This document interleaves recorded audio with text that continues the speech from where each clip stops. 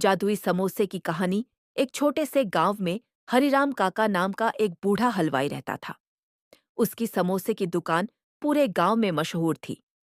लोग कहते थे कि काका के समोसों में कुछ ऐसा स्वाद है जो किसी और के पास नहीं मिलता। लेकिन असली राज सिर्फ काका जानते थे। दरअसल काका के पास एक जादुई मसाले का डिब्बा था। वो मसाला जब भी किसी समोसे में डालते, खाने वाले की मनोकामना पूरी हो जाती। पहला मोड़। एक दिन गांव का आलसी लड़का गुड्डू काका की दुकान पर आया और बोला।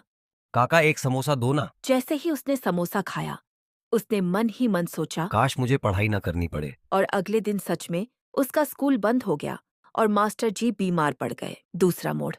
फिर गांव की गुड़िया नाम की लड़की समोसा खाकर बोली, काश मेरी गुड़िया बोलने लग जाए। और सच में उसके खिलौना गुड़िया ने बात करना शुरू कर दिया।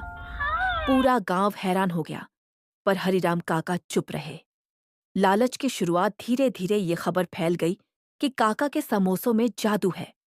लोग लाइन लगाकर समोसे खरीदने आने लगे। कोई धन मांगता, कोई नौकरी, तो कोई शादी की इच्छा करता।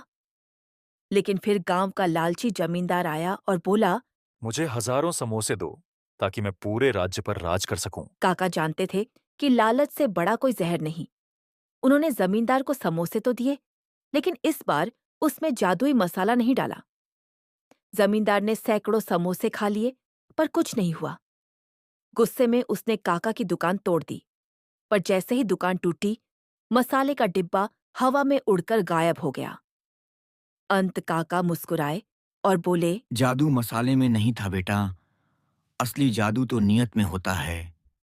जो दिल से नेक है उसके सपने वैसे ही पूरे हो जाते हैं। उस दिन से लोग समझ गए कि मेहनत और सच्चाई से बढ़कर कोई जादू नहीं।